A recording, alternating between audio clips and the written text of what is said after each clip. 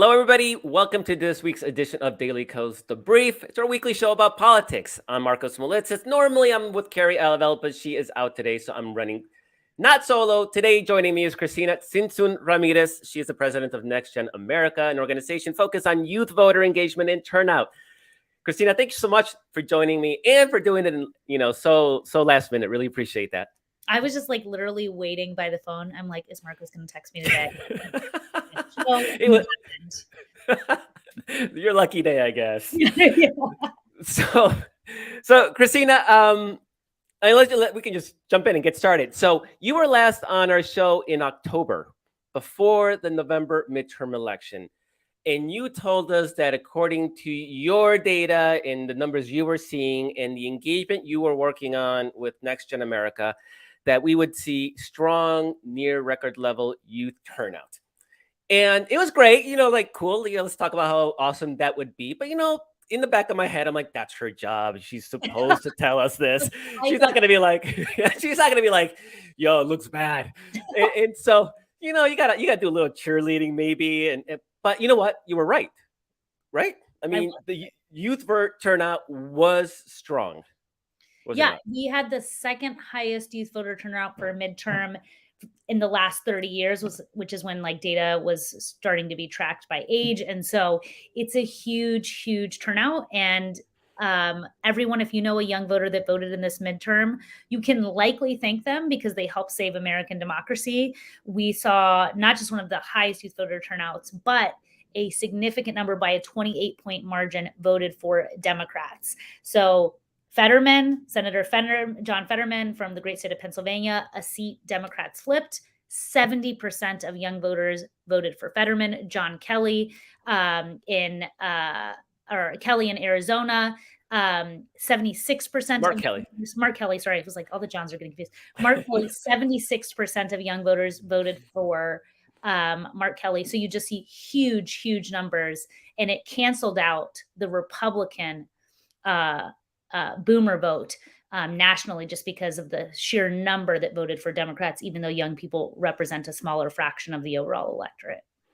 So I was digging around for numbers, and I came across the Center for Information and Research on Civic Learning and Engagement Circle. I think are they at Tufts? Maybe they're at Tufts. They're like the best institute on youth voting. Oh, they are.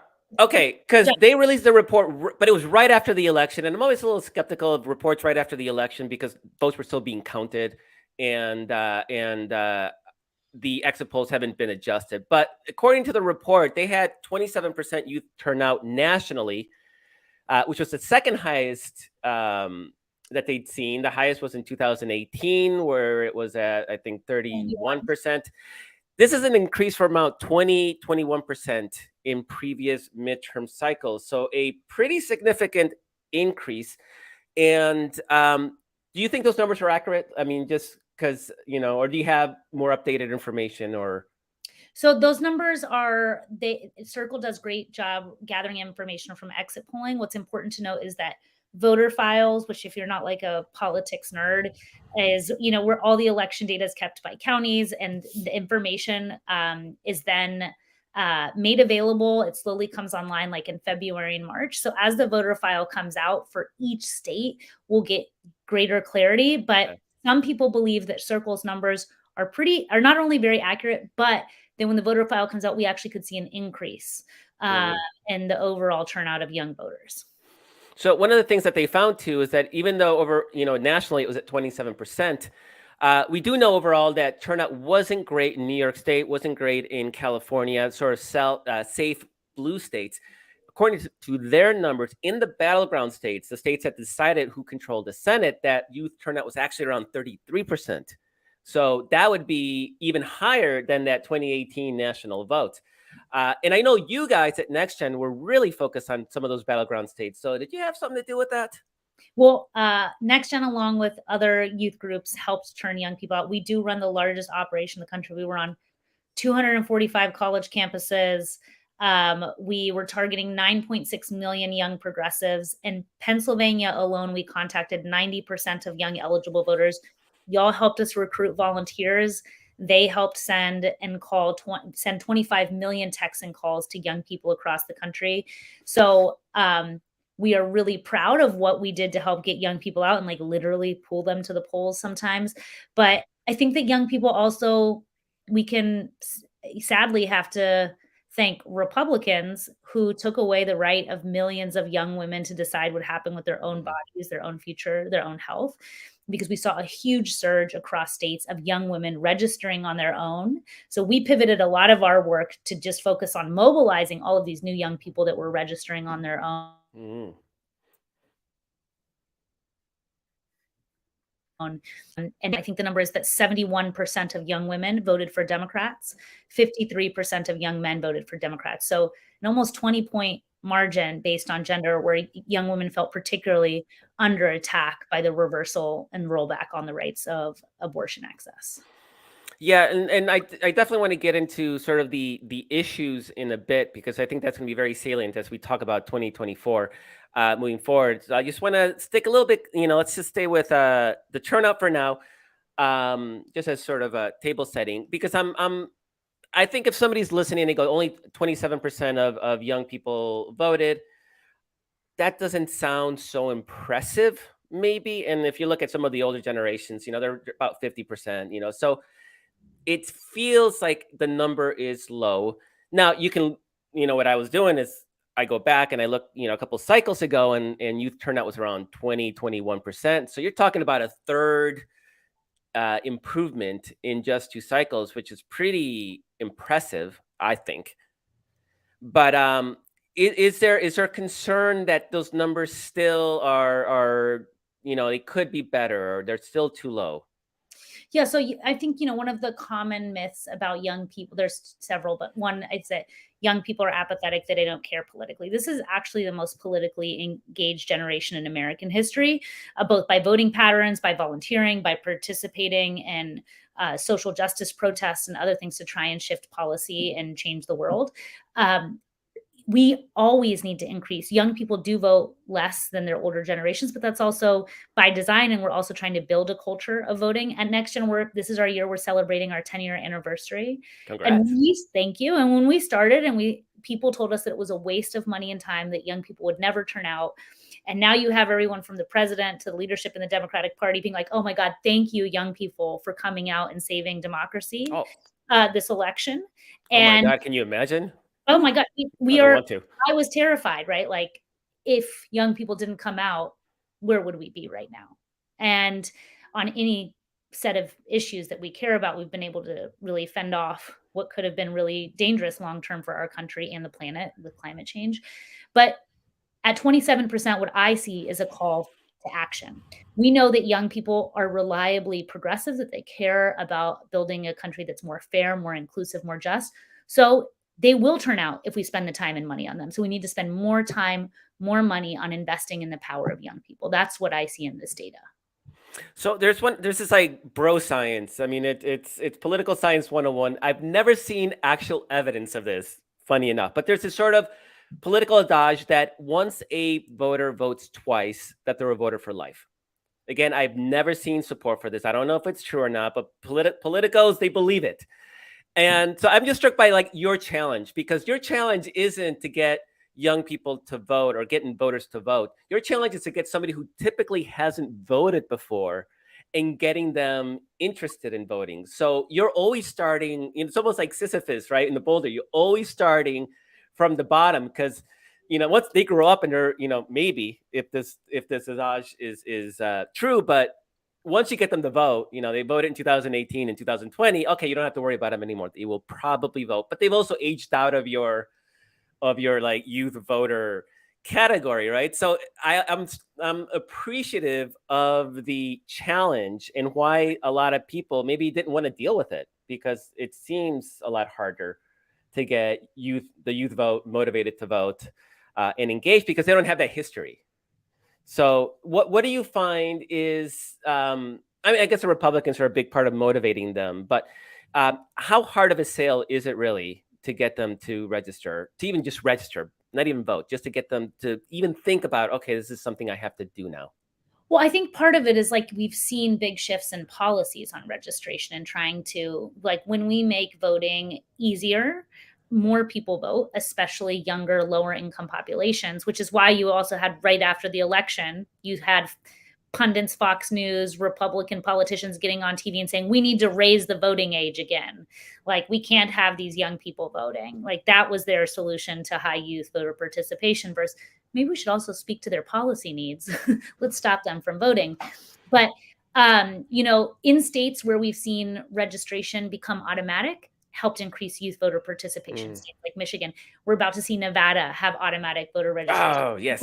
Yeah, and we're working in states to also have pre-registration. So if you're under 18, you can register and get ready for that process. But on the 2-cycle, like if you vote 2 cycles, you become a long-term voter. I think what's also more important is, because the data is unclear on that, but what is clear is if you vote in a general and a midterm, you're likely to be picked up by a candidate or party. The problem with young voters is that most candidates and party would not pick them up as part of their universe and target because they were unlikely voters or they were new voters. They were not going to be reliable, so they weren't going to put them in their universe. And young people say, I didn't vote because I didn't know who to vote for. No one told me. No one contacted me. I didn't know who the candidates were. So that's where we come in. And our goal is to get those folks to become multi-cycle voters, regular voters, so that candidates and campaigns do pick them up. And I think we're also going to see a big shift where Democrats and candidates are responding a lot more and investing in young people, though they need to do a lot more. That's a really big key. I remember in the run up to the election when Biden, I mean, he took forever to do the student debt relief, right? Like that was a frustrating year and a half of his presidency, but he finally gets it done. And the polling on it is sort of mixed. Republicans are, they're agitating against it. And there's this sort of subtext like on, marijuana legalization, Fetterman, on student debt relief. It's like, okay, young people, you are getting what you say you want. Now you have to vote, because if you don't, then politicians are going to say this isn't worth it. It actually costs us more to appeal to young voters than it does to just focus on the usual universe, which you talk about, which are generally older people. And so I was actually terrified for that reason, because these are issues that I think are important, and on top of that, immigration as well. And if they didn't respond, then politics is it's an exercise of power, and if you don't exercise that power, which in this case is voting, then nobody's going to pay attention to you. It was a huge relief to see those numbers, I have to say, because like you say, now the party they start thinking. I bet your case, when you're talking to potential donors and whatnot, it's a much easier case to make, right? I mean, it's a much easier case to make. So I still think that there has to be a lot greater investment. We're the largest youth group. And if you look at, there is greater investment also by the right wing. Like what the right wing does well is they know, for example, with Black and brown men, that they can't win the majority, but they can shave off margins. So you start to see them invest in those communities. Even in Texas, where I live, I voted straight Democratic my entire life, except when I was 18 years old and I voted for Ralph Nader. Like, my voting record is solidly progressive. And I got targeted by Republicans for the first time in this governor's race in Texas with like right-wing mailings as a Latina and as a mom. Whoa. With like transphobic messaging and all kinds of things. And so they're just willing to expand their universe and spend to shave off margins. And we're not willing to do the same thing. So like we were running into this election cycle in a very consolidated way, more so than we had in the past. Turning Point USA, a right-wing youth fascist group. And I think we're going to start to run into them more. Again, not because they know they can win the overall youth vote, but they can shave off margins. And so I think that the big thing is like, are we going to invest into the scale of the opportunity we have with young people? And really what you said, Marcos, is important, is delivering on progressive policy wins, because now it shows that investing in canceling student debt, taking the lead on gun safety legislation, on climate legislation, on reforming marijuana, it pays off as well for political power. So how do you get a sense as you talk to young people? And I see your Instagram, I see how you're out and about and working college campuses and talking to young voters everywhere. So I know you have your finger on the pulse. Is there a sense that their efforts, particularly in 2020, because this election just happened. But is there a sense that they feel like, okay, it was worth it for me to vote? Oh, I think a lot of young people feel really proud of what they did. And just to also see how mad and angry pundits were on Fox News about the youth vote, like that was just more people like That was awesome. Just like, oh, they're so mad we came out and voted. You're doing something right when you're pissing off Tucker Carlson. Like you feel a little like I just grew a few inches, And so I think young people do feel really powerful. And, later this month, we're releasing with a bunch of other youth groups, like our call on the Biden administration and Congress, Congress as it is, but like we want to continue to see progressive policy move forward. And I think there's a lot of excitement, especially on rebuilding the economy and looking at issues that are really important to young people that are also important to the broader public about raising the minimum wage or really, really strong support, historic highs nationally, but especially with young people for labor unions. And this is a good segue then to that policy and looking ahead to 2024. What is that agenda? What do you think is going to keep people engaged? Is it going to be Donald Trump? Is it, or Ron DeSantis? I don't know if Ron DeSantis gets the same emotional resonance that Trump does with younger voters. But what's your prognosis right now, and what do you think that people should be doing to maximize that vote? Because we're going to need it. The Senate's tough. We can win the House back. We got to hold the Senate. Brutal map, and then the White House is going to be a battle no matter what. So I don't think anybody should be under any illusions that it doesn't matter if it's DeSantis or Trump. We're gonna have a real fight to hold the White House. So the youth vote's going to be absolutely critical to that, clearly. Yeah, I think that we have to be investing right now in the youth vote and laying the groundwork and getting to scale. When I think about what we need to do, I think about three things. Is one, we need, I think on the left in particular, we sometimes are afraid of scale and power, and we need to fully own that scale is where power is exercised in the youth vote. The other thing is we have to wait. Can you explain that a little bit more? What do you mean by scale? It is good to have strong, robust organizations that can move people in millions. Yeah. And it is good to be in positions of power. We fear, I believe in legitimate authority, also because I come from like an immigrant community where we believe in like our elders and we believe in legitimate authority.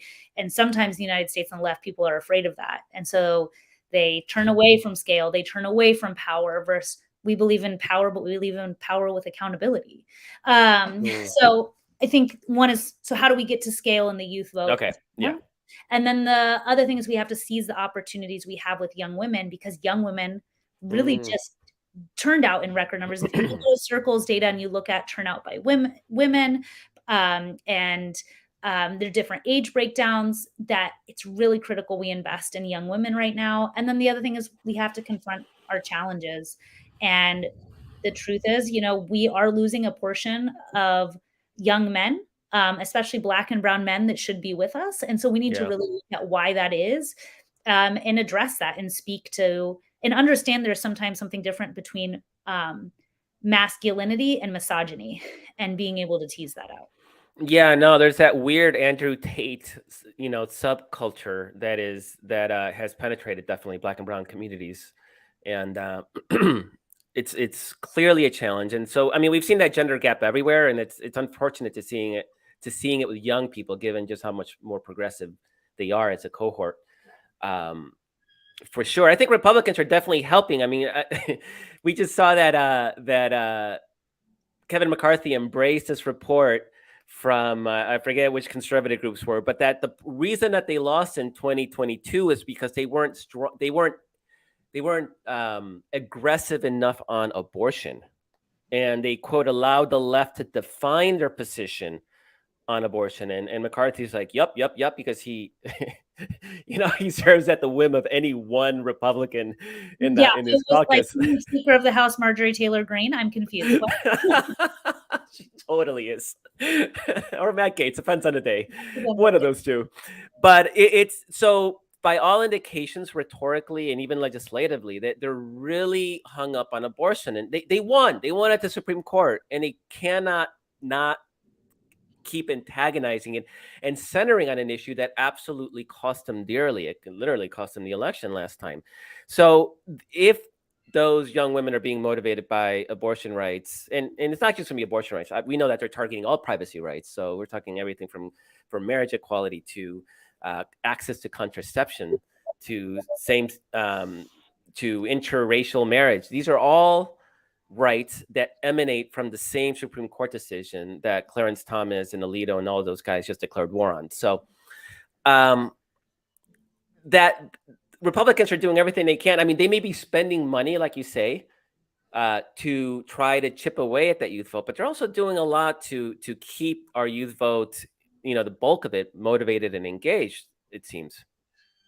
Yeah, I mean, I think that young people are overwhelmingly progressive. What the really interesting thing is, like, what I don't think Republicans understand is that, or like Republican leadership, not Republicans as well, but like Republican elected leadership, is that young people are overwhelmingly vote progressive, but a lot of them see themselves as independents, right? Like, we're in this moment, you and I, Marcos, are old enough to like remember we talked about this last time, the Democratic Party of the 90s. And we have moved so far. There used to be a time period where it was hard to tell the difference on foreign policy between Democrats and Republicans. It was hard to tell the difference on immigration. It was hard to tell the difference on criminal justice reform and taxation a lot of times in the 90s. And even Social Security, right? They were arguing, some of them argued cut more. Democrats were saying cut more, but maybe a little less than more. I mean, it was rough. Yeah. So, I mean, like, Republicans have emboldened our side, young people, to be, and like the Democratic Party to take a stronger stance on abortion and not like equivocate. And we're also starting to see big changes, just even from a few years ago, on like taxing the rich their fair share, saying, yes, we need a living wage, not a minimum wage. It's not just about like how the Republican Party's gone far right. It's about how the Democratic Party is actually getting back to its roots of being like a working class institution, and at the same time pushing itself to be more racially just, more fair on gender equality, LGBTQ equality. So I think both of those components are happening and exciting to young people. So we're almost out of time. So I just want to, I'm curious about what you think the candidate archetype is, like the perfect Democratic candidate to attract the youth vote. I mean, we saw Fetterman very effective in turning out and motivating and winning the youth vote. I think young people even made Joe Biden cool with the dark Brandon memes. I mean, so it's kind of the power of the community is actually kind of remarkable, because Joe Biden's really not that cool, but they made him cool. And so what does that, let's say, a year from now, Ted Cruz is up for re-election, tough state, tough in the presidential year. It'll be tough for any Democrat to try to make Texas competitive. But what would that candidate look like that would do really well with young voters, that might motivate those voters to turn out? Well, remember when Beto ran against Ted Cruz, he took 71% of the youth vote. And it's the third youngest state in the country. But, you need a candidate that can speak to the diversity of the state and diversity of the youngest, most diverse generation in American history. And just in plain, simple English, can talk about how you build an economy for everyone, that can take really strong, clear positions on marijuana reform, and also be able and willing to stand up for LGBTQ young people. Those are really core, important issues. They don't speak to everyone. And of course, addressing the climate crisis. We are way past the days when, I think we've gone a long way on, at least in the Democratic Party, we still have a long way to go of talking about the climate crisis in the right way. Cristina Centun Ramirez is the president of Next Gen America, an organization focused on youth voter turnout and engagement. Cristina, thank you so much for joining us. It's been such a pleasure. Thanks so much, Marcos. Take care. All right. Love you. Appreciate you. Bye-bye. So that is our show for today. Usually I was about to turn to Carrie and banter, but Carrie, unfortunately, it's just me. So that is our show for today. I'd like to thank everybody that makes this show possible. Walter, our engineer, and Dorothy and Paul, and everybody, Kara, everybody behind the scenes that makes the show happen. And I'd like to thank you, our viewer, listener, reader at Daily Kos, for making this movement possible. Love and appreciate you. We have a little bit of a moment now to catch our breath, but it won't be long before this Republican presidential nomination gets really, really engaged. We're going to be talking about that, and then we're going to start organizing, because next year is going to be a critical election. So, but until then, catch a breather, and I guess I'll see you next week. Thanks so much. Bye.